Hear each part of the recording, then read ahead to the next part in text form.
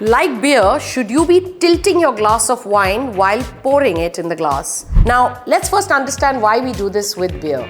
In case of beer, you tilt the glass for two reasons. One is you want to minimize the fizz formation at the time of pouring, and two, you want to also reduce the chances of any spillage while pouring.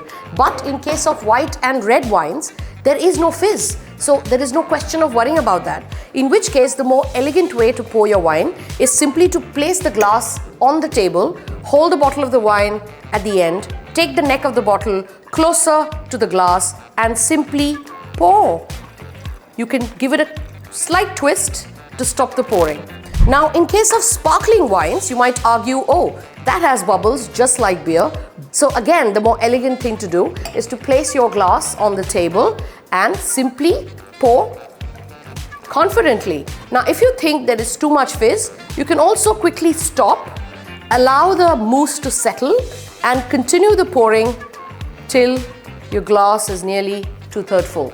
And that's how you pour your wine glass. Not necessarily by lifting and tilting the glass, but simply placing it on the table and pouring with confidence. Cheers.